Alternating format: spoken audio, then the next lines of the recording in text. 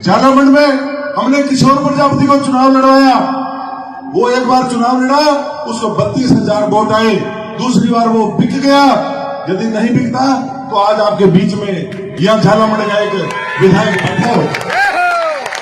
और साथियों, से लेके 2023 तक नेता तैयार करने में इनकी अपनी महती भूमिका है। समाज के लिए अपना पसीना बहाने वाले बड़े भाई आदरणीय दौलत राम जी पेशिया, ओबीसी के सबसे बड़े नेता, मंच पर आपका हार्दिक स्वागत एवं अभिनंदन। बोलो श्री राधे माता की जय हो। प्रजापति कुम्हार महाकुंभ में पधारे पिता तुल्य बुजुर्गों, माताओं, बहनों, नौजवान साथियों, मंच पर विराजमान हमारे समाज के उत्तर प्रदेश सरकार में पूर्व मंत्री रहे, केंद्रीय पिछड़ा वर्ग आयोग के उपाध्यक्ष रहे आदरणीय लोकेश प्रजापति जी, उनके साथ में बैठे जोधपुर के आपके राज्यसभा सांसद आदरणीय राजेंद्र गहलोत जी, और इस कार्यक्रम के आयोजक खास करके आदरणीय नारायण जी प्रजापति नागौर वाले, मैं उनको बहुत बहुत धन्यवाद देना चाहता हूं कि उन्होंने वर्षों के बाद में हमारे समाज की बहुत बड़ी पीड़ा कि राजस्थान में माटी कला बोर्ड का नाम श्री राधे माता के नाम से होना चाहिए और राजस्थान में ओबीसी आरक्षण का बंटवारा होना चाहिए। उसके लिए उन्होंने जयपुर में समाज को ला करके सरकार के सामने अपनी मांग रखने का काम किया। मैं धन्यवाद देता हूं नारायण जी आपको कि आप जैसे हमारे समाज में और भी वीर पैदा हो और भी युवा तैयार हो, ताकि हम इस लड़ाई को समझ सके और इसको लड़ सके और ओबीसी आरक्षण का बंटवारा करवा सके। साथियों, मैं अपनी बात रखने से पहले एक बात कहना चाहूंगा, आपसे इजाजत लेना चाहूंगा कि मैं सच बोलूं या झूठ बोलूं। सच बोलो। मैं सच बोलूंगा और मेरी बात गलत हो तो मुझे टोकना, और सच हो तो फिर अब की बार उस पर अमल करना। जो हम ये मांग कर रहे हैं कि राजस्थान में श्री राधे बोर्ड का गठन होना चाहिए और आरक्षण का वर्गीकरण होना चाहिए, तो साथियों, यदि आपने मेरी सही बात का और नारायण जी का अनुसरण कर लिया तो मैं राजस्थान में राजधानी का नाम श्री राधे माता नगर कर दूंगा साथियों। और आरक्षण का बंटवारा हम मांगने वाले नहीं, हम देने वाले बन जाएंगे इसी विधानसभा चुनाव में। साथियों, मैं आपसे इजाजत लेकर अपनी बात रखना चाहता हूं। मुझे काफी लंबे समय से एक लड़ाई हम लोग लड़ रहे हैं कि राजस्थान में मूल ओबीसी के आरक्षण का बंटवारा हो, मूल ओबीसी का आरक्षण अलग हो। अब आरक्षण क्या चीज है?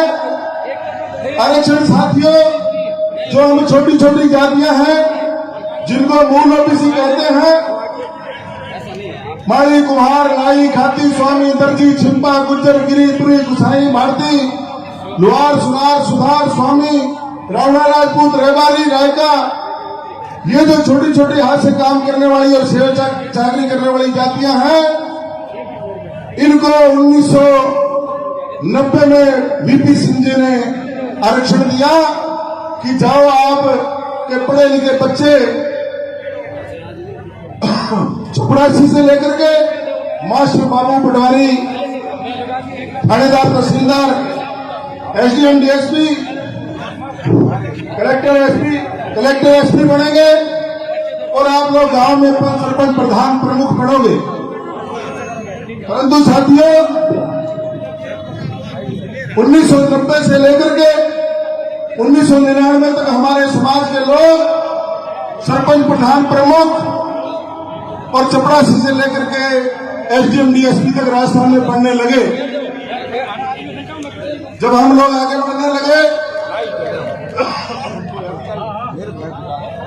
तो साथियों जिन लोगों को वोट देकर के हम लोग एमएलए भी बनाते हैं,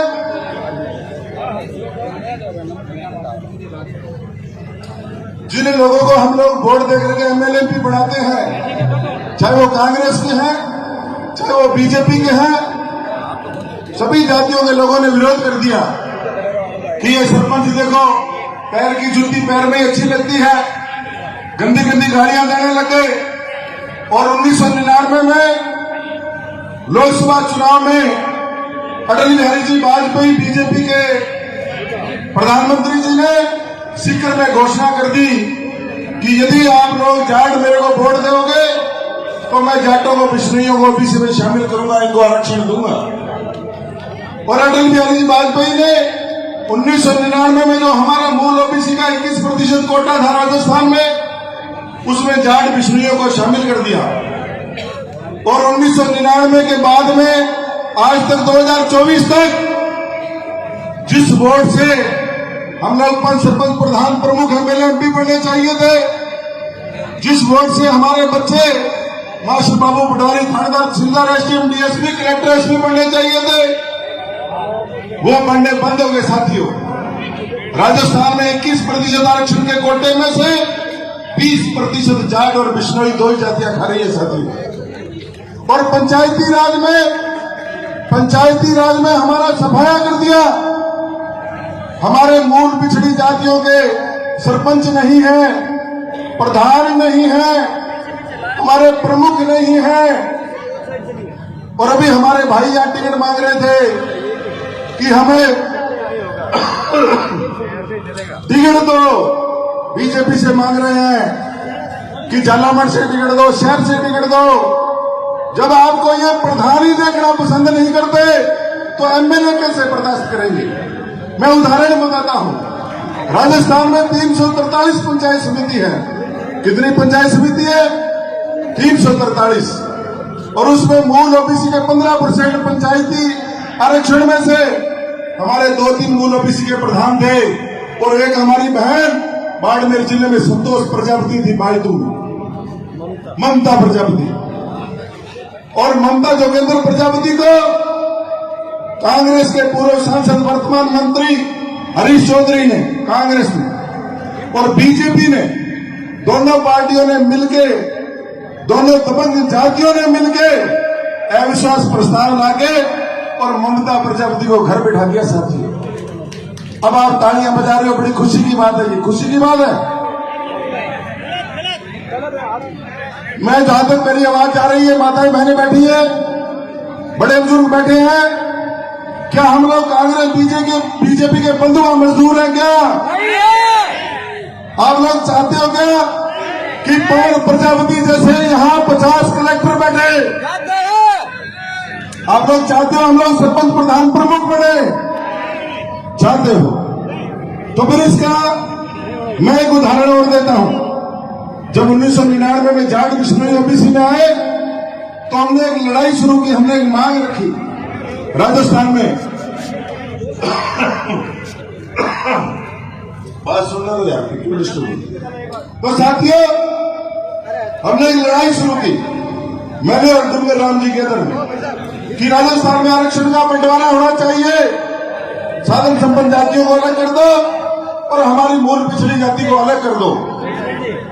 और 2001 में, सन 2001 में वर्मा आयोग बना। वर्मा आयोग ने एक रिपोर्ट दी।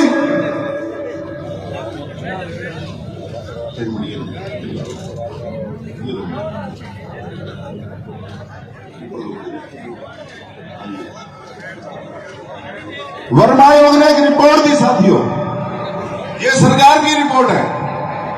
आरटीआई से ली हुई है।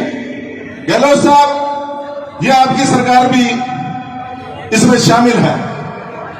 वर्मा आयोग ने रिपोर्ट दी कि राजस्थान में 21% ओबीसी के आरक्षण को 6, 7 और 8% में बांट दो। आयोग जब सरकार को रिपोर्ट देता है तो सरकार को बात माननी पड़ती है और यह कारण बताना पड़ता है कि इस कारण से ये रिपोर्ट लागू नहीं हुई। लेकिन हम गरीब लोग, हम माड़ी कुमार नाई खाती स्वामी दर्जी छिपा गुजर गिरिपुरी गुसाई गरीब लोग, हम रेल की पटड़ियां नहीं उखाड़ सकते, हम बसें नहीं चला सकते, हम थाने को नहीं चला सकते। तो यह रिपोर्ट जुलाई 2001 की यदि लागू होती तो हमारे पढ़े लिखे बच्चे बच्चियां कलेक्टर्स भी बनते, थानेदार तहसीलदार बनते, एसडीएम डीएसपी बनते। यह रिपोर्ट लागू होती तो आज ममता प्रजापति को प्रधान से कोई नहीं हटा सकता था। आज उस जैसी 20, 30, 50 हमारे प्रधान होते, राजस्थान में हमारे प्रमुख होते, हमारे एमएलए होते, हमारे एमपी होते, हमें टिकट मांगने की जरूरत नहीं पड़ती। परंतु जुलाई 2001 में अशोक गहलोत मुख्यमंत्री थे, उन्होंने इसको लागू नहीं किया कि जाट नाराज हो जाएंगे, बिश्नोई नाराज हो जाएंगे। 2003 में अशोक गहलोत हटे, वसुंधरा जी मुख्यमंत्री बनी। वसुंधरा जी ने रिपोर्ट लागू नहीं की कि मैं जाटों की बहू हूं, मैं मेरे ससुराल वालों को नाराज नहीं कर सकती, उसने लागू नहीं की। वसुंधरा हटी, फिर गहलोत साहब आए, गहलोत साहब ने लागू नहीं की। फिर वसुंधरा आई, उसने लागू नहीं की। फिर तीसरी बार गहलोत साहब आए, उन्होंने लागू नहीं की।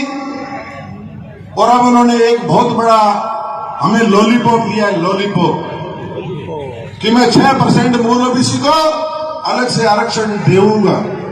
दिया नहीं है। अभी आयोग बनेगा, फिर वो रिपोर्ट देगा, फिर जो 50 जातियां हैं उनमें आपस में होड़ोगी भी कम, 6% में हम कौन घुसे। हमें कमजोर करने के लिए गहलोत साहब ने लॉलीपॉप दिया है। यदि वो देना ही चाहते तो इसका वर्गीकरण करते। और साथियों, आयोग की रिपोर्ट आपके पक्ष में नहीं मानी। उसके बाद में हम गरीब लोग हैं, सड़क पर लड़ाई नहीं लड़ सकते, कांग्रेस बीजेपी के गुलाम हैं, तो कोर्ट हमारी बात सुने। 10 अगस्त 2015 को वसुंधरा जी की सरकार थी और राजस्थान में हाईकोर्ट ने फैसला दिया कि राजस्थान सरकार एक आयोग बनाए और वो जिनको ज्यादा आरक्षण मिल गया उनको अलग करे, और ये जो माड़ी कुमार नाई खाती स्वामी दर्जी राणा राजपूत ये जो मांग कर रहे हैं, इनको अलग से आरक्षण दें। वसुंधरा जी ने आयोग बनाया, जनरल का अध्यक्ष बनाया, पिछड़ी जाति आयोग में जनरल के मेंबर लिए और भरतपुर धौलपुर के जाटों को ओबीसी में शामिल करके आयोग भंग कर दिया।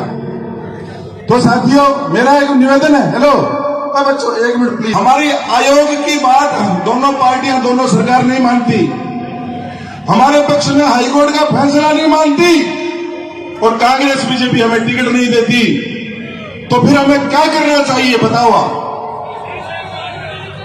हम जिनको वोट देते हैं वो हमारा वोट लेकर के हमारी माताओं बहनों की इज्जत लूटते हैं, गांव में हमारी जमीनों पर कब्जा करते हैं, हमारे रास्ते रोकते हैं, हमारे स्वाभिमानी नौजवानों को मारते हैं। लाडनू में साम्राज्य से आनंदपाल राणा राजपूत को मारा, बाड़मेर में कमलेश प्रजापति को मारा और परसों लक्ष्मण देवासी को मारा, और कभी नारायण प्रजापति को भी मार देंगे और कभी हो सकता है हमें भी मार दें। और आप लोग जब तक कांग्रेस बीजेपी को वोट दोगे सम्मान से नहीं जी सकते, इज्जत से नहीं जी सकते, एमएलए बन जाओगे, समाज की बात नहीं कर पाओगे। हम लोग 2014 में सुरेंद्र गोयल के पास गए कि गोयल साहब आप दूसरी बार मंत्री हो, आप इसका वर्गीकरण करवाओ। तो गोयल साहब ने क्या कहा कि आप मेरे जूतों की माला पहना देना यदि इसका वर्गीकरण हो जाए तो। मैंने कहा तेरे जूतों की माला तो नहीं पहनाएंगे, तो हमारे समाज का है, पर तेरे को एहसास कराएंगे कि वर्गीकरण हम करवा सकते हैं, इतनी ताकत हमारे अंदर है साथियों। अभी मैं आपको प्लीज अभी मैं आपको एक उदाहरण बताता हूं कि राजस्थान में आरक्षण का वर्गीकरण होना चाहिए। ये आवाज कहां से उठ रही है। राजस्थान में 3 महीने पहले रावणा राजपूतों का कार्यक्रम हुआ। उन्होंने कहा ओबीसी का आरक्षण का बंटवारा होना चाहिए। फिर कुमावतों का जयपुर के अंदर ओबीसी के आरक्षण के बंटवारे को लेकर के सम्मेलन हुआ। फिर कुमारों ने, प्रजापतियों ने जयपुर के आरक्षण के बंटवारे को लेकर के सम्मेलन किया। अभी जोधपुर में आरक्षण के बंटवारे को लेकर के सम्मेलन हो रहा है। और इसी रावण के चबूतरे में 23 सितंबर को भाई मनजीत पाल के नेतृत्व में रावणा राजपूत समाज का बड़ा यहाँ आरक्षण वर्गीकरण का सम्मेलन हो रहा है, जिसमें आप सबको फिर आना है। और अभी जयपुर में जागीर समाज का हो रहा है, तो सारी ओबीसी की दातियां चाह रही है कि राजस्थान में ओबीसी आरक्षण का बंटवारा हो। तो फिर बीजेपी कांग्रेस क्यों नहीं कर रही, इसका कारण बताओ। इसका कारण मैं बताता हूं। बीजेपी कांग्रेस ने जब जुलाई 2001 में आरक्षण की रिपोर्ट नहीं लागू हुई और आपने उनकी कांग्रेस बीजेपी की ढोलकियां बढ़ती वोट से, तो उनको पता लग गया ये मूर्ख लोग हैं। इनकी बहन बेटी की चाहे इज्जत लूट लो, चाहे इनकी जमीनों पर कब्जे कर लो, चाहे इनका आरक्षण छीन लो, ये बिल्कुल भी चू नहीं करेंगे। ये वोट हमें ही देंगे। जब तक आप रास्ते नहीं बदलोगे, जब तक बंटवारे की कहने की आज बाड़मेर में कुमार एमएलए है। झालावाड़ में हमने किशोर प्रजापति को चुनाव लड़वाया। वो एक बार चुनाव लड़ा, उसको 32,000 वोट आए। दूसरी बार वो बिक गया। यदि नहीं बिकता तो आज आपके बीच में यह झालावाड़ का एक विधायक बैठा हो। और साथियों, आपको कांग्रेस बीजेपी टिकट नहीं देगी, आपको कांग्रेस बीजेपी टिकट नहीं देगी, तो फिर आप क्या करोगे? रास्ता नहीं है तीसरा, रास्ता तो बदलेंगे, पर कैसे बदलोगे? मैं उसके लिए एक हथियार लाया हूं। यही ईमानदारी निष्ठा से मेरी बात सही है तो आपको उस रास्ते पर चलना चाहिए। वो रास्ता क्या है? अभी हंसराज जी कह रहे थे कि मैं शहर से दावेदारी कर रहा हूं। झालावाड़ फुलौड़ी से हमारी दावेदारी है। यदि इनको टिकट नहीं देगी, और टिकट हो रही है। टिकट क्या है? टिकट साथियों एक ऐसा कागज का टुकड़ा है, उसके ऊपर लिखा होता है ए और बी फार्म, और उसके ऊपर पार्टी के राष्ट्रीय अध्यक्ष के दस्तखत होते हैं कि भाई ये जो फूल का निशान है ये हंसराज जी को देना है तो हंसराज जी की टिकट, ये दौलत राम को देना है ये दौलत राम की टिकट, ये नारायण जी को देनी है तो ये नारायण जी की टिकट।